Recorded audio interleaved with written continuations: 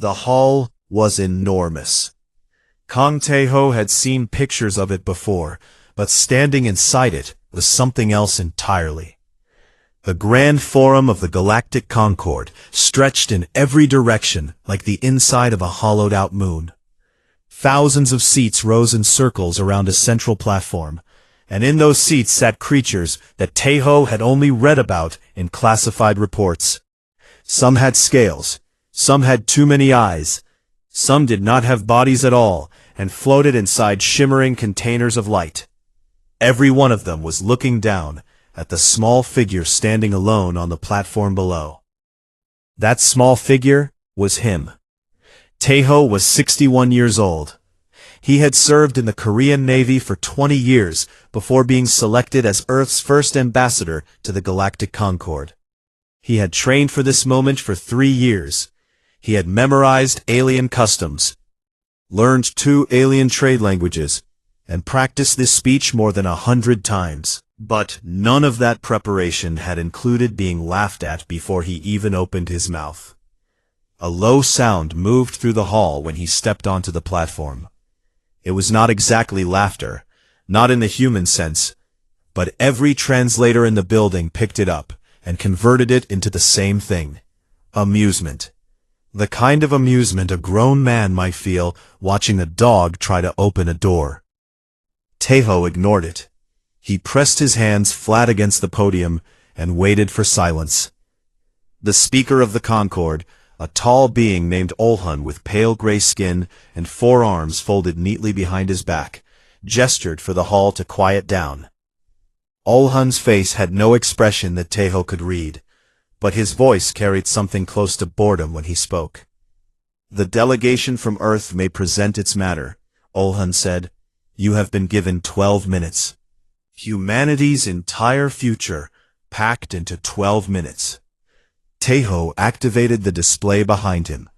A star map appeared, showing the outer rim of the galaxy. Red lines spread across it like veins, marking the movement of the Velhari Dominion's fleets over the past 40 years. "Honored delegates," Tae-ho began, keeping his voice steady. "I am here to present evidence that the Velhari Dominion is expanding aggressively into neutral space. In the last 4 decades, they have absorbed or destroyed 17 smaller civilizations. Their fleet movements suggest they are now turning toward the outer rim, where Earth and its colonies are located." He paused and looked around the hall. Thousands of alien faces stared back at him. Some were watching the map. Most were not. "We are asking the Concord to take action," Tae-ho continued. "Sanctions, a defensive pact, even a formal statement of opposition would send a message. The Velhari are testing boundaries. If the Concord pushes back now, we can prevent a larger conflict." He stopped. The hall was quiet, but it was not the quiet of consideration. It was the quiet of people waiting for something boring to end. Olhun stepped forward. "Ambassador Kang, the Concord appreciates your concern. However, the Velhari Dominion is a sovereign entity with legitimate territorial interests. Their expansion has been conducted within the accepted frameworks of galactic law." "They destroyed 17 civilizations," Tae-ho said. "They absorbed 17 civilizations that were unable to defend themselves," Olhun corrected. "This is not unusual. It is the natural order of the galaxy. Stronger species grow, weaker species adapt or disappear." He paused. "Earth has been a spacefaring civilization for less than 2 centuries. You are, if I may speak plainly, very new to this. The dynamics you find alarming are simply how things work." A murmur of agreement rippled through the hall. Tae-ho felt something cold settle in his chest. It was not fear. It was recognition. He had suspected this would happen, but hearing it out loud was different. "So you will do nothing," he said. "We will monitor the situation," Olhun replied smoothly. "And we welcome Earth's continued participation as a provisional member of the Concord." Provisional member. The lowest rank. 1 step above being classified as wildlife. Taeho looked down at his notes. He had more data, more evidence, charts showing Velhari weapons production, intercepted communications, population figures for the species they had wiped out. He had enough material for 3 hours of testimony.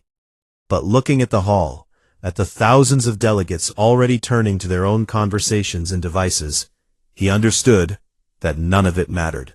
They had made their decision before he walked in. He closed his notes. "I understand," he said quietly. "You believe we are too small to matter, too young, too weak." He looked directly at Olhun. "Perhaps you are right. Perhaps humanity is nothing in the scale of this galaxy. But I want you to remember something." The hall quieted slightly. Something in his voice had changed. "If the Velhari come for us," Taeho said, "and you do nothing, remember this moment. Remember that we stood here and asked for help. Remember that you looked at us and saw something too small to save." He let the silence hold for 3 heartbeats.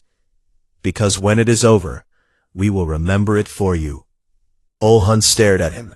For a brief moment, something flickered across the speaker's face. Not concern, not guilt. Just a flicker of something that might have been curiosity. The way one might notice an insect doing something unexpected. Then it passed. "Thank you, Ambassador," Olhun said. "Your time has concluded." Taeho stepped off the platform. No one spoke to him as he walked through the corridors to the shuttle bay. No one stopped him. No one even looked at him. He boarded the shuttle alone. The door sealed behind him, and the silence inside was total. Through the window, the station world of Aethys glowed with the light of 1,000 alien civilizations going about their business, completely unconcerned with the small fragile species heading home to a small fragile planet. Taeho sat in the pilot's chair and stared at nothing for a long time. Then he pulled out a small recording device and pressed the button. "Personal log," he said. "They will not help us." He paused, and when he spoke again, his voice was calm and clear and carried no anger at all, which somehow made it heavier. "So we will help ourselves." He set the recorder down and began the long flight back to Earth. The sky above Seoul broke apart at 6:47 in the morning. Han Do-hyun was 23 years old and standing on the bridge of the patrol frigate Pale Dawn when the first Velhari ships appeared. They did not arrive one at a time. They came all at once, hundreds of them, tearing through the upper atmosphere like burning needles, punching through paper.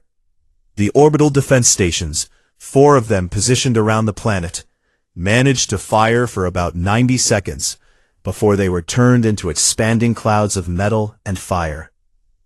Do-hyun gripped the railing in front of him and watched through the bridge viewport as the world he knew ended. The Velhari did not warn them. They did not make demands. They did not ask for surrender. They simply appeared and began killing. Plasma fire rained down on the surface in long sweeping lines that turned entire city blocks into glass. The ocean near Japan boiled where a beam hit the water. Communications went down within the first 5 minutes. By the 10th minute, every major military installation on Earth had been hit. "All stations report," Do-hyun shouted into the comms, but the only thing that came back was static and screaming. On the other side of the bridge, a young officer named Yoon Nari was working 3 consoles at once. She was 25, thin, with short hair and hands that moved so fast they blurred. She was the tactical officer, and right now she was the only person on the ship who seemed to be thinking instead of panicking. "Captain Mun is dead," she said without looking up. "Direct hit on the command deck of the Heijin. You are the senior officer in this sector, Lieutenant." Do-hyun stared at her. He was a lieutenant on a patrol frigate. He was not supposed to command anything larger than a dinner table. "How many ships do we have?" he asked. 14 combat capable. 31 civilian transports in the evacuation queue. The Velhari are ignoring the transports for now. They are focused on military targets and population centers. For now, Do-hyun repeated. For now, Nari confirmed. Do-hyun looked at the tactical display. The Velhari fleet was enormous. Over 300 warships, each one larger than anything humanity had ever built. Against them, 14 human frigates were nothing. They could fight, and they would die, and it would change nothing. But the transports were still moving. 31 ships packed with civilians, crawling toward the edge of the system where they could jump to the colony worlds. If the Velhari turned their attention to those ships, millions of people would die in seconds. We need to buy time, Do-hyun said. Nari finally looked up at him. Her eyes were red, but her voice was steady. It is a bad idea. She pointed to 3 colony ships on the display. They were old, slow cargo haulers that had been converted for evacuation. They were the farthest from the jump point and the most likely to be caught. We empty these 3, transfer their passengers to the faster ships. Then we pilot them directly into the Velhari formation. As weapons, as distractions, 3 ships that size, moving at full speed, will force the Velhari to break formation and deal with them. That gives the rest of the transports a window. Do-hyun closed his eyes. Those 3 ships could carry 50,000 people each. Emptying them meant cramming those passengers into already overcrowded vessels. Some would not make it. But the alternative was worse. Do it, he said. The next 40 minutes were chaos. Shuttles flew between ships at dangerous speeds, carrying families, children, and the elderly across the gap. Nari coordinated every transfer personally, her voice never rising above a calm, measured tone, even as the planet below them burned. Do-hyun commanded the 14 frigates in a desperate screening action, placing them between the Velhari and the transports. 2 frigates were destroyed in the first exchange. A third lost its engines and drifted into the atmosphere, burning up on re-entry. When the 3 empty colony ships were ready, Do-hyun gave the order. They accelerated toward the Velhari fleet on autopilot, their engines overloading and their hulls glowing white with heat. The Velhari had to respond. For 11 precious minutes, the alien warships focused their fire on the incoming ships instead of the fleeing transports. It was enough. 28 transports made the jump. 14 million people escaped. Behind them, Earth burned. The Velhari bombardment lasted for 3 days. When it was over, they pulled their fleet back and left. They did not occupy the planet. They did not plant a flag. They simply left, the way a hunter might leave a carcass it had no interest in eating. Humanity had been sufficiently reduced. That was all. 2.3 billion people died in those 3 days. Seoul was gone. Tokyo was gone. New York, Lagos, Mumbai, Sao Paulo, gone. The planet was still there, still spinning, still breathing, but it had been broken in a way that numbers could not fully describe. And through all of it, the Galactic Concorde did nothing. Humanity sent a distress signal on every frequency they had. The Concorde received it. They held an emergency session. They debated for 6 days. They issued a formal statement expressing deep concern and sympathy for the people of Earth, and recommended the formation of a committee to study the incident. No ships came, no aid, no weapons, nothing. Do-hyun read the Concorde statement in a makeshift command center beneath what used to be Busan. He read it twice, then set the tablet down carefully, as if it might break. He did not speak for a long time. Nari sat beside him, staring at the wall. Her brother had been in Seoul. She had not cried yet, and she would not cry for a long time, because there was too much work to do.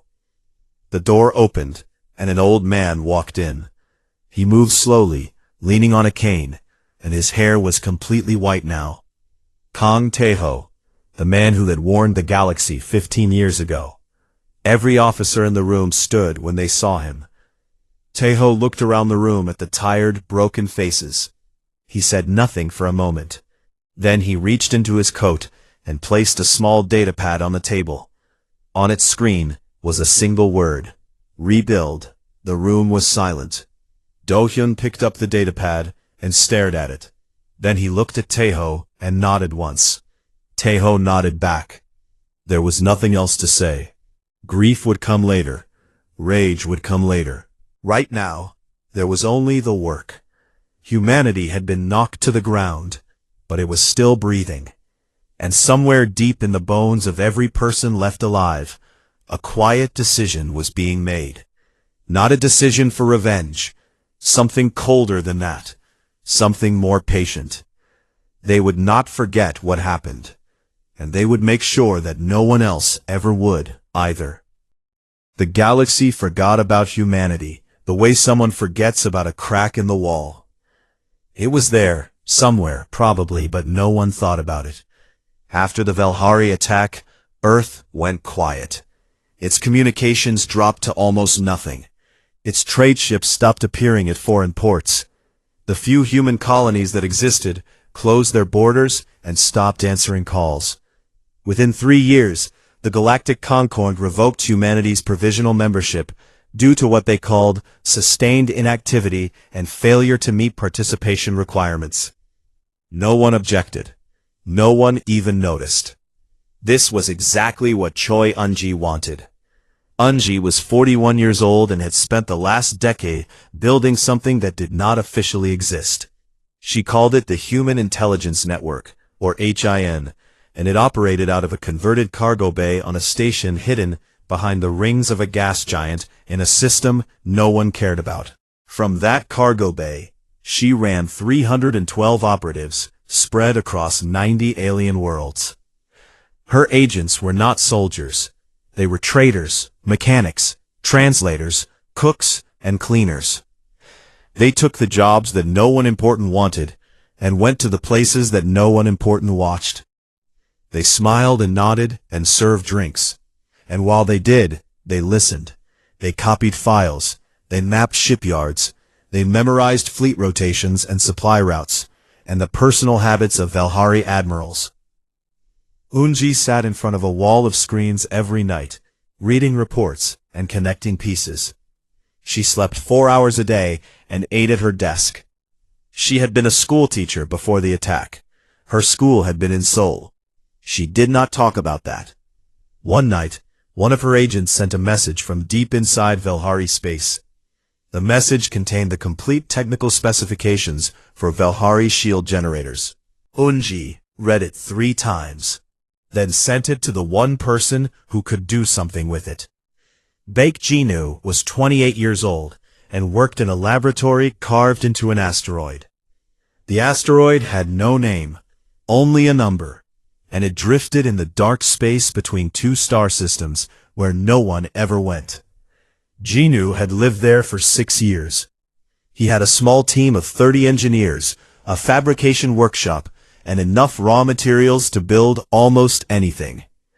When he received the Valhari shield specifications, he did not sleep for 9 days.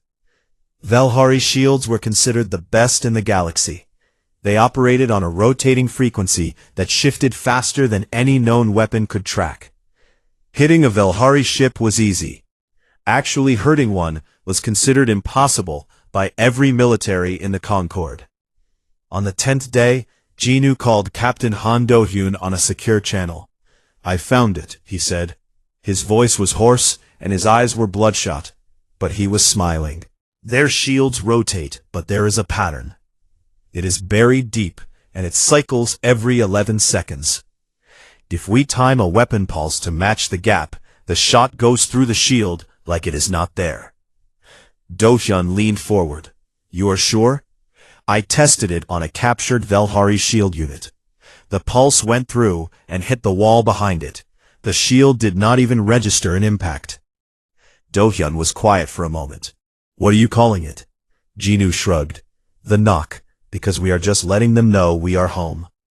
While Ji-nu worked on weapons, Do-hyun and Yun-nari worked on everything else. Do-hyun had been promoted to captain, not through any ceremony or tradition, but because he was the most capable officer left, and everyone knew it. He oversaw the construction of a new fleet, in hidden shipyards, scattered across a dozen dead systems. The ships were different from anything the galaxy had seen before. Human engineers had studied every alien design they could find, and then thrown most of it away. Alien warships were built for intimidation, huge and heavy and meant to impress. Human ships were built for one purpose only: to win. They were fast, agile, and packed with more firepower per ton than any vessel in the Concorde's registry. Nari developed the tactics. She spent years studying recordings of alien naval battles, and found the same thing over and over. Alien fleets fought in rigid formations. They followed rules. They treated space combat like a formal dance, where everyone knew the steps. Nari threw all of that away. She designed battle plans that were fluid, unpredictable, and ruthless. Human squadrons would hit from multiple angles at once, change direction without warning, and retreat only to strike again from somewhere unexpected. "They fight like chess," Nari told Do-hyun one evening, standing in front of a tactical display covered in movement lines. "We are going to fight like water." By the end of the 10th year, humanity had built 400 warships, not a large fleet by galactic standards, where some empires fielded tens of thousands. But these 400 ships were something new, something the galaxy had never prepared for. There was one close call. A Concorde trade envoy jumped into a system where one of the hidden shipyards was operating. Unji's agents intercepted the envoy's ship before it could send a report. The crew was sedated, their navigation logs were altered, and they were sent on their way.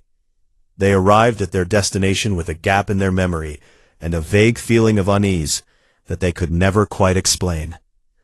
On the day the last ship was completed, Kang Tae-ho came aboard the Pale Dawn.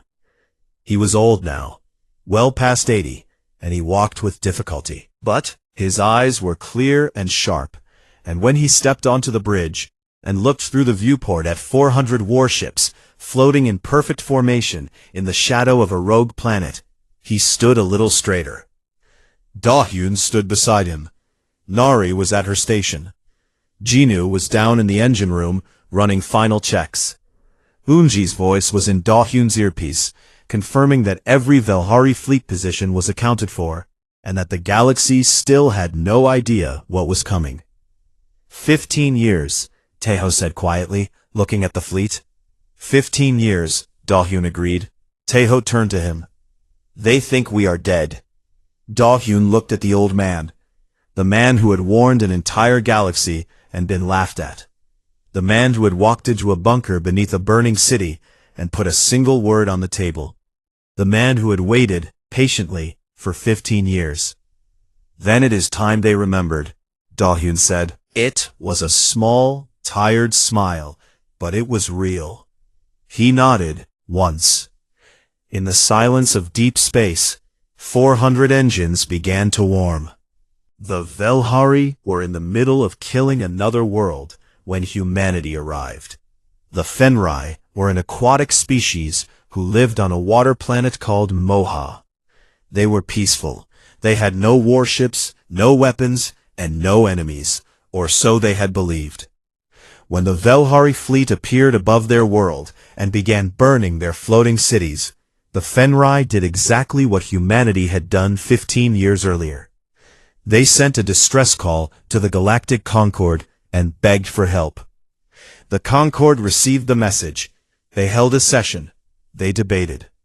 They were still debating when 400 human warships dropped out of warp. The Velhari fleet above Moha was large. 160 ships, including 12 capital-class dreadnoughts, each one the size of a small mountain. They had been in the middle of a systematic bombardment.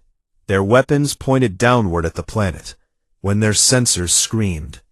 Every ship in the Velhari formation detected the arrivals at the same moment. 400 unknown vessels appearing in a perfect sphere around the entire Velhari fleet. They were small, much smaller than Velhari warships, and they were completely silent. No identification signals, No threats, no warnings. Then, a single transmission went out on every frequency in the galaxy. Every military channel, every civilian broadcast, every diplomatic line, every Concord emergency frequency. The message reached every corner of known space within minutes. It was calm, measured, and spoken in a voice that carried no anger at all. "This is Captain Han Do-hyun of the Human Defense Fleet. We are here for the debt." On the bridge of the pale dawn, Do-hyun stood with his hands clasped behind his back, watching the Valhari fleet through the viewport. Beside him, Yoon Nari sat at her tactical station, her fingers resting lightly on the controls. She had waited 15 years for this moment, and her heartbeat was as steady as a clock. The Valhari admiral responded within seconds. "Unknown vessels, you have entered sovereign Valhari operational space.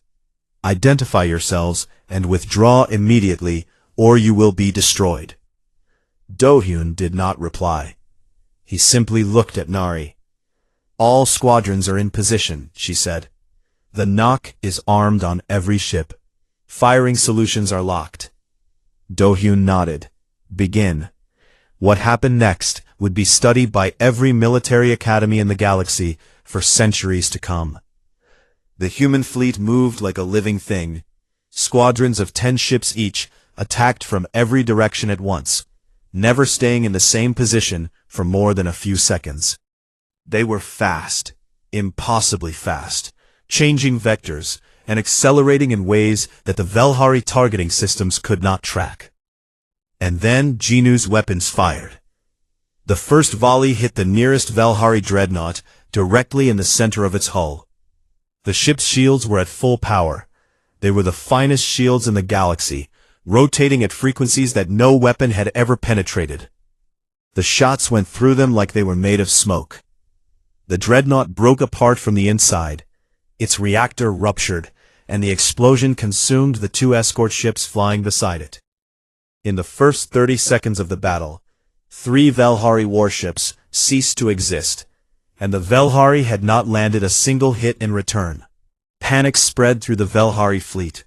Their admirals had never experienced anything like this. Their shields were useless.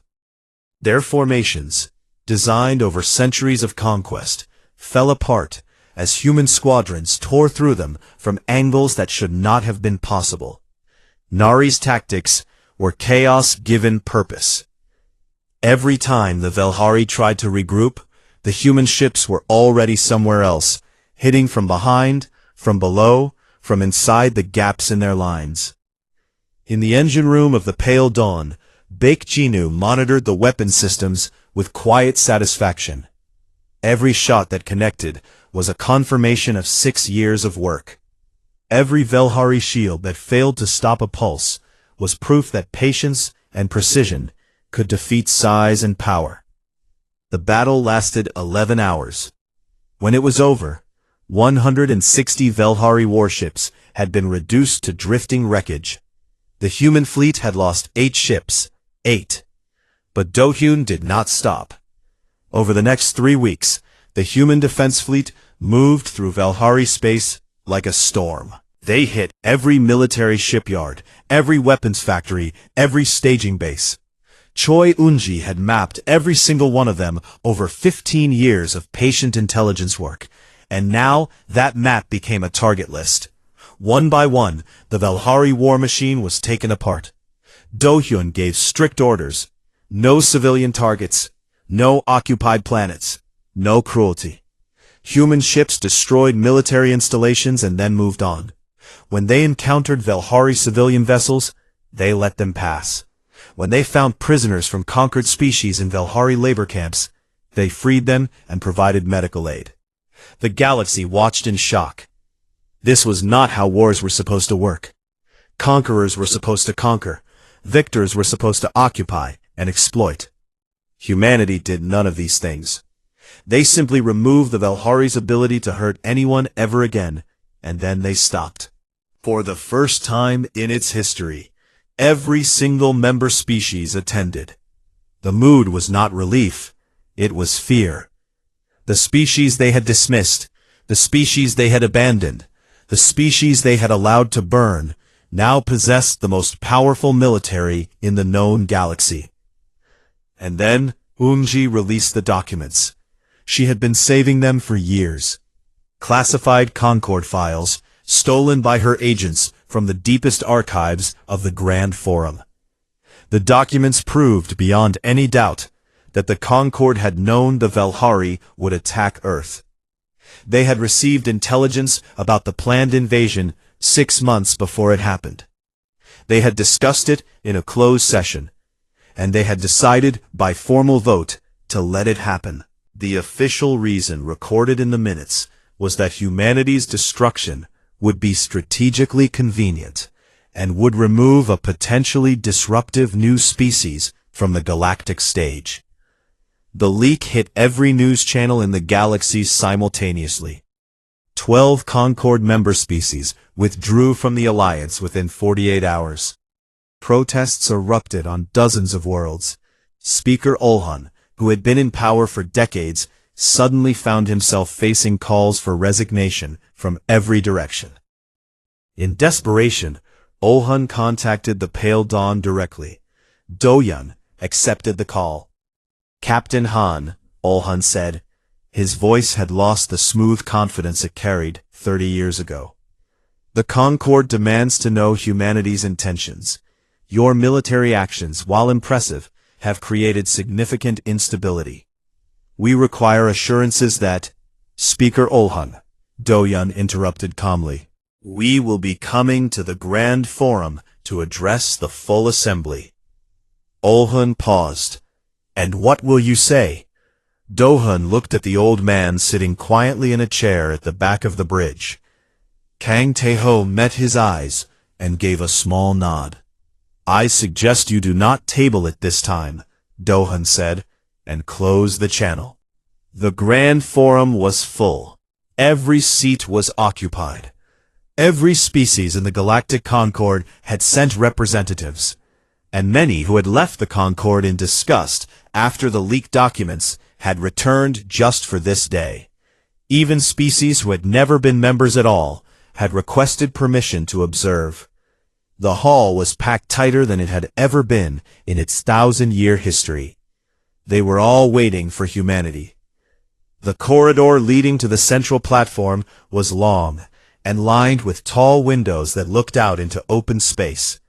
Dohyun, Nari, Jinu, and Unji stood near the entrance, dressed in simple dark uniforms. No medals, no decorations. Dohyun had insisted on that. They were not here to show off. Behind them, walking slowly and carefully, was Kang Taeho. He wore no uniform at all, just a plain dark coat, the kind an old man might wear to walk to a market on a cold morning. His hair was thin and white.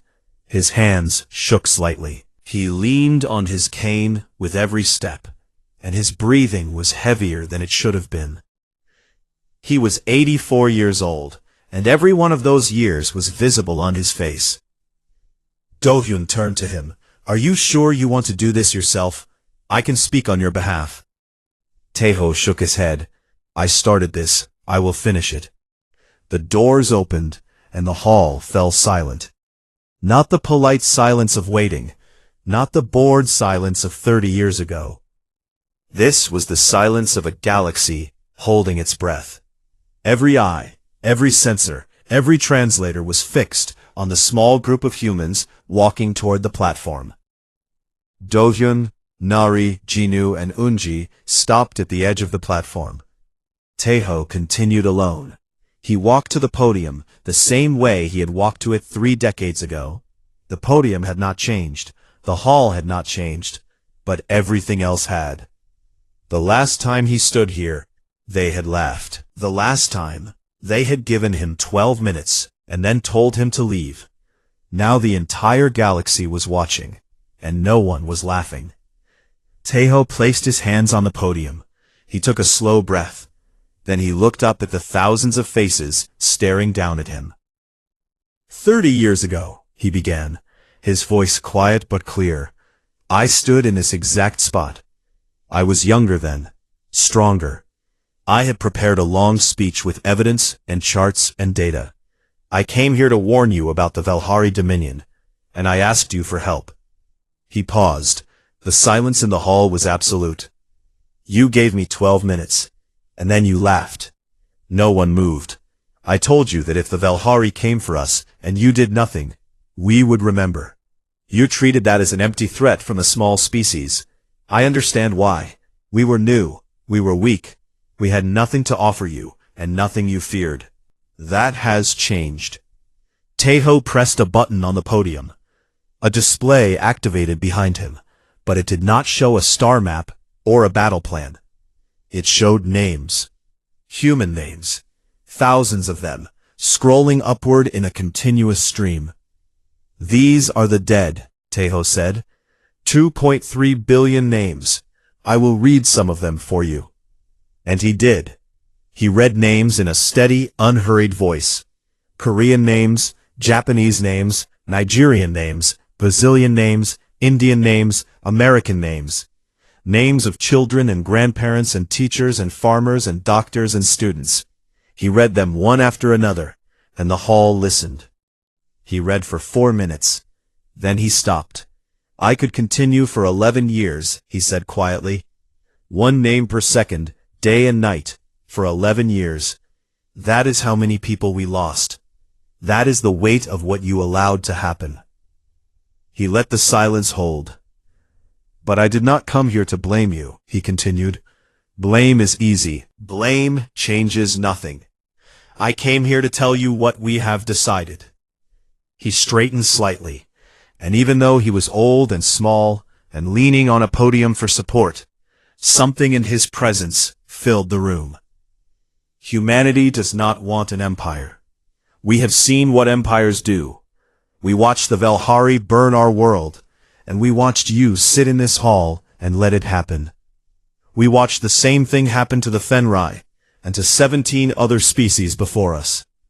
We watched smaller civilizations call for help and receive nothing but silence and sympathy letters. His voice hardened, just slightly. That is over. He looked around the hall slowly. We are proposing a new agreement. We are calling it the Covenant of the Ignored. It is simple. Any species anywhere in this galaxy that calls for help will be answered. Any empire, any dominion, any power that preys on those too small or too weak to fight back will be stopped. Not conquered. Stopped. He took a breath. Humanity will enforce this. Not because we believe we are better than you. Not because we want to rule. But because we know what it feels like to scream into the dark and hear nothing come back. We know what it feels like to be too small to matter. Tejo looked directly at Speaker Olhun, who sat in his elevated chair, with all 4 hands gripping the armrests. 30 years ago, I stood here and warned you. You ignored me, you ignored the Fenrai, you ignored the 17 species the Valhari consumed. You ignored everyone who was too small to matter. His voice was steady, and carried the weight of 3 decades. Today I am not here to warn you. I am here to tell you, that age is over. He stepped back from the podium. The hall was completely still. No sound, no movement. Thousands of beings from hundreds of worlds sat frozen in their seats, and for a long moment, it seemed like the silence would last forever. Then a single delegate stood, a Fenrai representative, one of the aquatic beings from the worlds humanity had saved. The Fenrai had no voice that could be heard in air, so their translator spoke for them. But the act of standing was universal. Another delegate stood, then another, then 10 more, then 50. The sound of hundreds of beings rising from their seats filled the hall, like a slow tide coming in. Not all of them stood. Some remained seated, their faces unreadable. But enough stood that the message was clear. They had heard him. This time they had heard him. Tejo turned and walked off the platform. His cane tapped against the floor with each step, the only sound in the enormous hall. He walked slowly, because that was all his body would allow, but he walked with his head up. Do-hyun, Nari, Jinu, and Eunji were waiting for him at the corridor entrance. Nari's eyes were wet, though she would deny it later. Jinu was standing straighter than usual. Eunji had her arms crossed and was watching the hall behind Taeho with the sharp, calculating expression she always wore. But there was something softer in it today.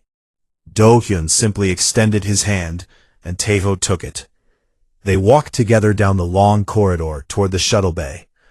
Through the tall windows, the station world of Athos glowed with the light of 1,000 civilizations. The same view Taeho had seen 30 years ago when he left this place alone and ignored. He was not alone now. Nari spoke first. "Do you think they will listen this time?" Taeho stopped walking. He looked out the window at the stars for a long moment. It was small, and tired and real. "It does not matter," he said. "We will." They boarded the shuttle and left Athos behind. Somewhere in the galaxy, on a water world called Moha, the Fenrai were rebuilding their floating cities without fear for the first time in months. Somewhere in deep space, 400 human warships stood watch in silence. Somewhere on Earth, in the places that had been rebuilt from ash and glass, children were growing up in a world that had been broken and put back together by people who refused to stay down. The galaxy had ignored humanity once. It had looked at a small, young species and seen nothing worth saving. It would not make that mistake again.